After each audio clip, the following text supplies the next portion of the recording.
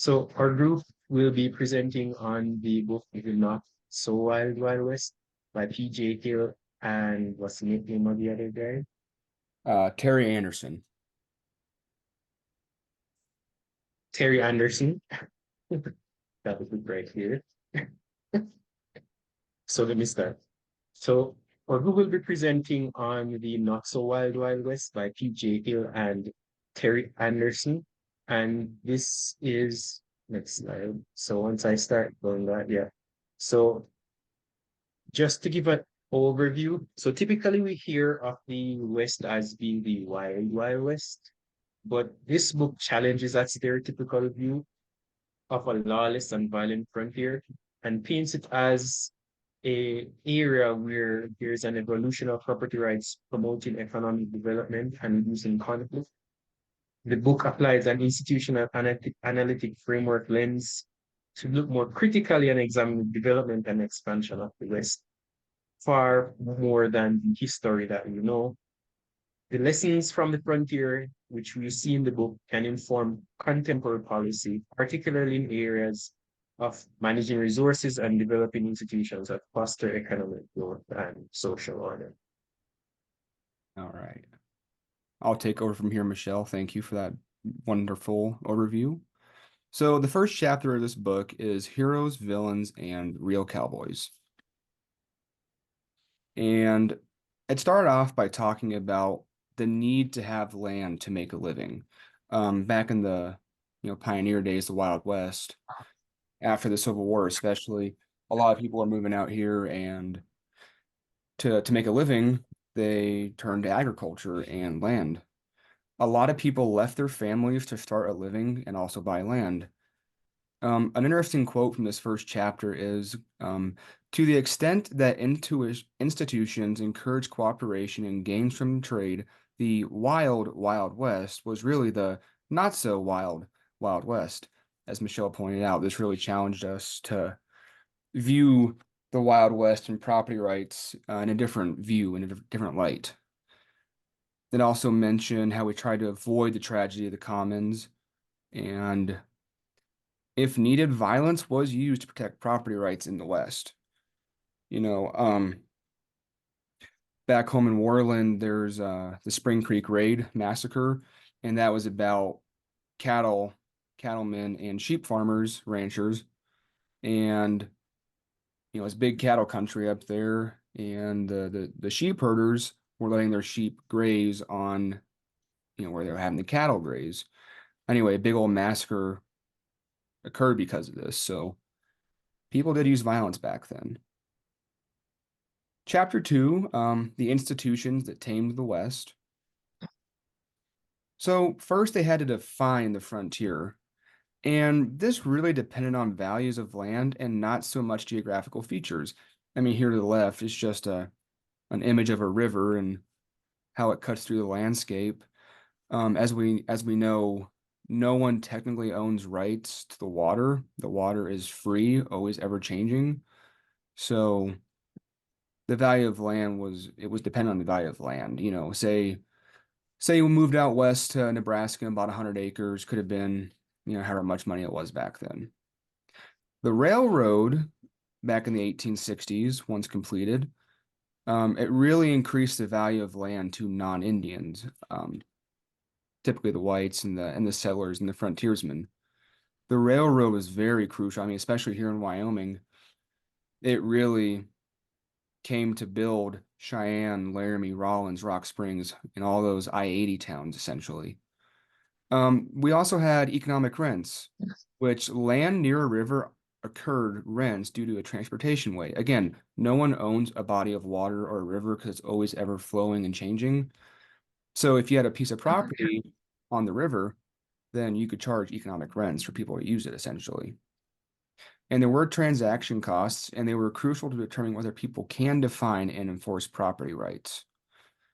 Basically having their deeds. Oh, I own, latitude 46, longitude, whatever.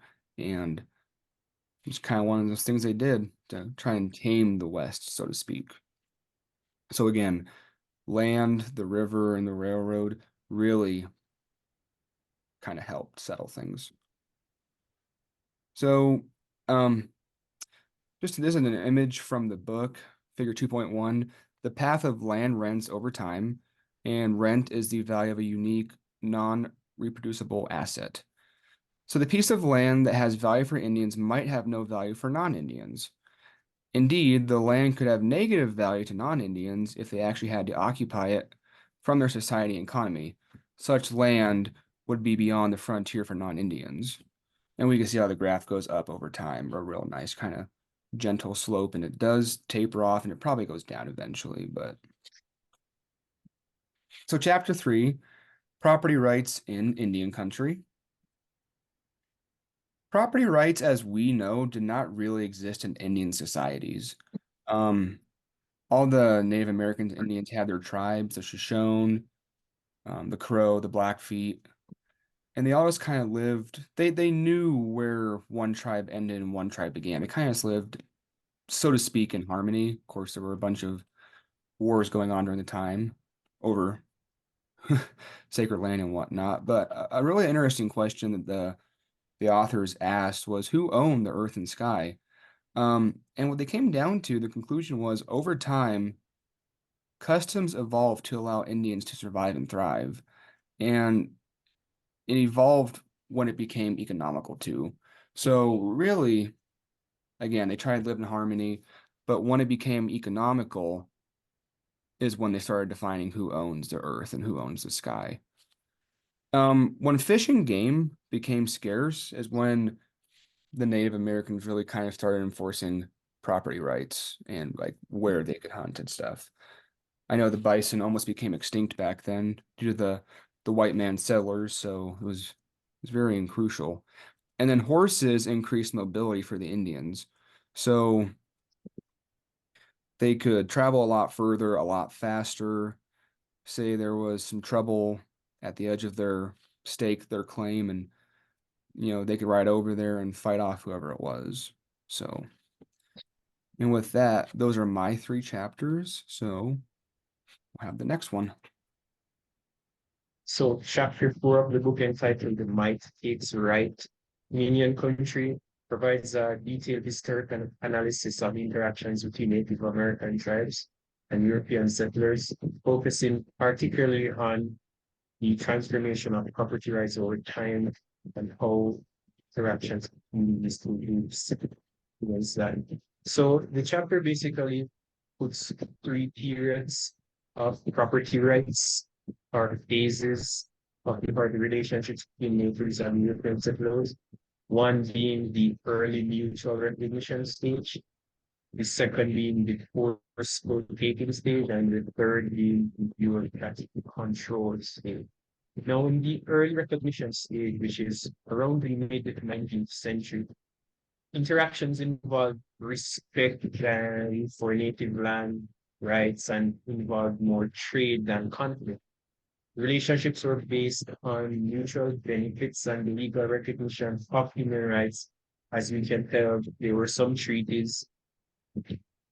So there was more cohesion then and camaraderie between the two groups.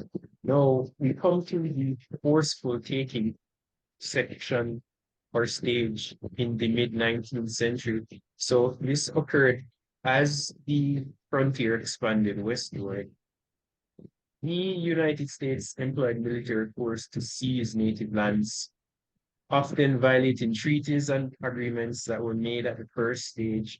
And this phase saw a significant shift from trade to raid, and this fueled government policy and military interventions. Now we get to the third stage, which is the bureaucratic stage, and this is the late 19th century onwards. And this is a stage where we see reservations established and the continued control of Indian lands by federal groups such as the BIA, and they focused on the bureaucratic interests of the state, United States, over the tribal sovereignty. And one key piece of legislation in this bureaucratic stage is the Dawes Act, which speaks about creating allotments and giving native people allotments so they could turn into farmers and turn from their quote unquote savage ways. Now, let's look more in depth at why these stages occur. So, for the mutual recognition stage, it was down to economic interests. In the early stages of contact, both Native Americans and Europeans saw economic benefit in maintaining a peaceful relationships with each other, primarily through the lucrative fur trade. Mutual benefit from the trade encouraged both parties to respect and negotiate over property rights. The Europeans generally recognize native land, understanding the strategic importance of maintaining friendly relationships for economic and security purposes. And the period was also characterized by treaties, negotiations, and acknowledged possessory rights, as mentioned before.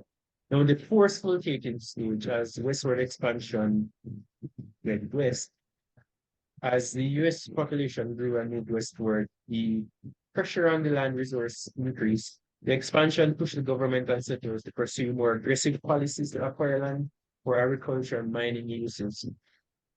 The military presence and technology of the age established a standing army after the Civil War, significantly altered the dynamics, providing settlers and government with military means to enforce territorial claims. The military advantage made aggression and the acquisition of lands more feasible and attractive. Now, there was a policy shift, as I mentioned earlier, to a bureaucratic stage, and the shift from the army forceful taking and mutual recognition stages led to an administrative control for economic benefit. So by the late 19th century, the US government established reservations, ostensibly to protect the Native American interests, but often relegating tribes to marginal lands. This control is aimed at managing and assimilating native populations, but often prioritize bureaucratic and economic interests over those of tribes. Now, on to chapter 5, which was my favorite chapter. It speaks of the soft gold, which is fur, speaks of the fur trade. Now, in the fur trade, quite interestingly, we see that if you know, there might be a tragedy of the commons. So the fur trade began started to become lucrative in the 1820s, and that lasted for about 20 years. Of course, companies competed fiercely with multiple expeditions for trading and trapping beavers.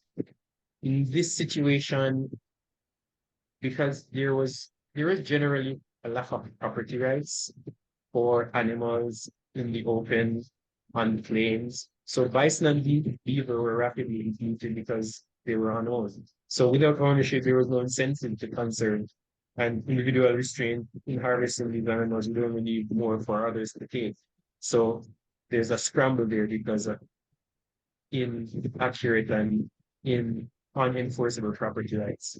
So the absence of property rights made it difficult for institutional entrepreneurs to exclude others from accessing wildlife. So quite interesting here.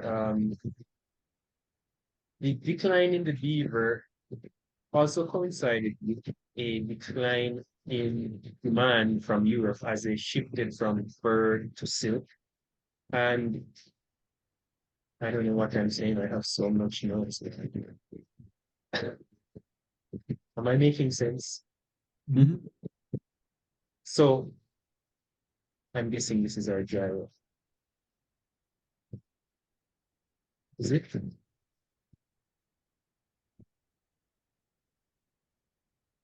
So one critical decision that had to be made in the fur trade was the decision whether to trap or to trade. So the decision to trap or trade between Europeans and Native Americans depended on whether Europeans believed that indigenous populations had independent rights to the beaver. If the rights were recognized, trading was preferred as it was mutually beneficial and minimized conflict. Otherwise, Europeans would be more inclined to trap into the potential of overexploitation and conflict. Now, clear territorial rights held by Native Americans generally led to more trading activities. Europeans are more likely to engage in trade with indigenous groups who had a strong ability to defend their rights, as ensured a lower risk of conflict. and a stable trading environment. The lack of property rights in regions where Native Americans could not effectively enforce their territorial claims, Europeans were more likely to engage in trapping and often led to, as I said before, the tragedy of the commons.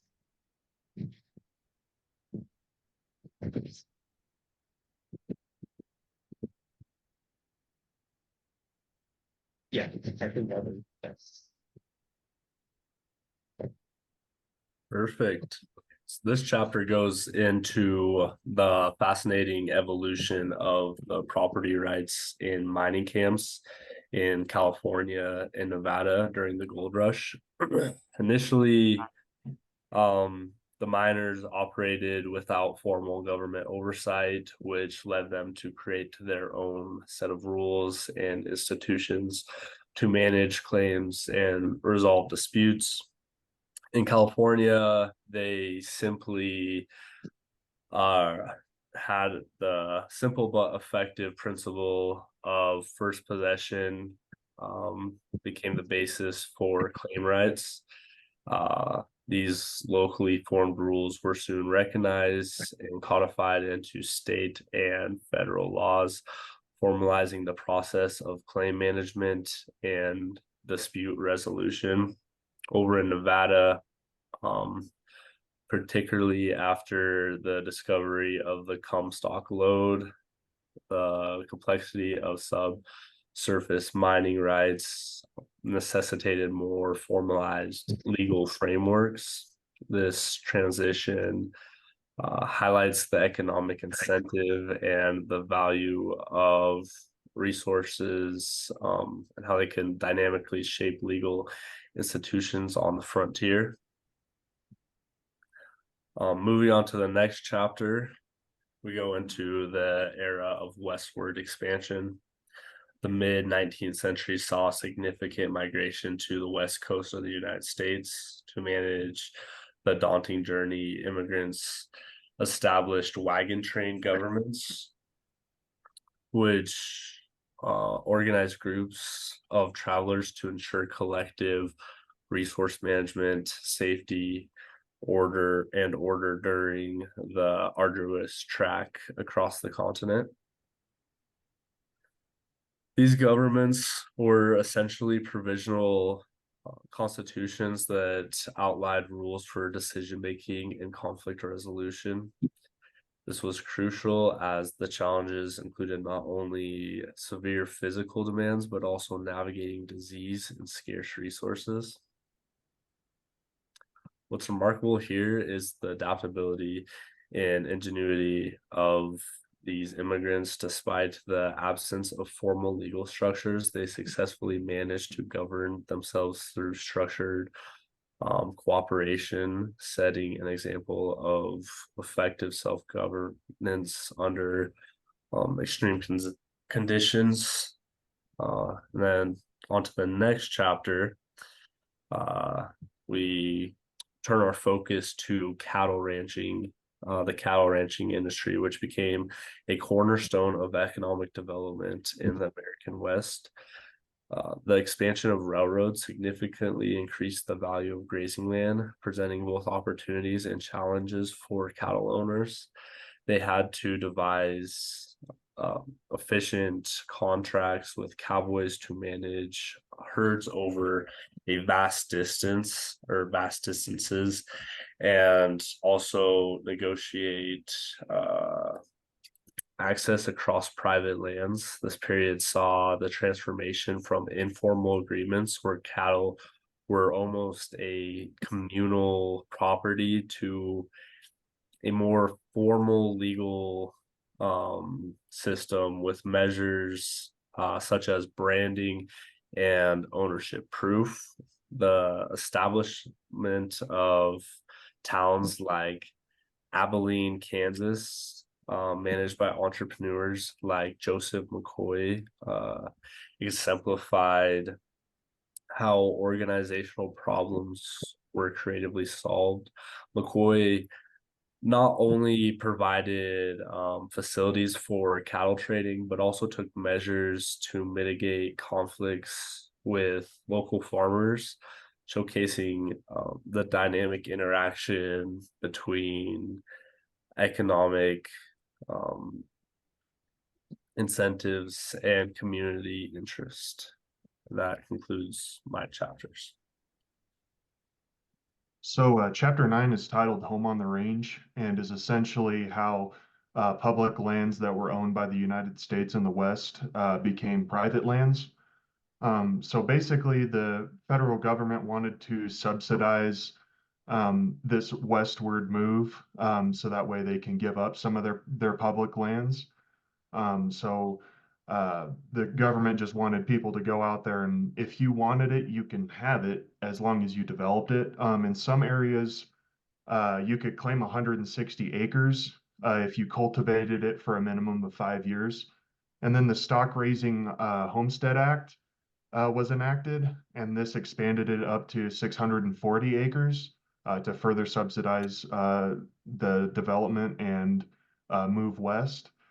The issue with that is that there's 640 acres of land, and it's difficult maintaining all of these property lines and to keep cattle and sheep and all of your grazing animals inside of one property.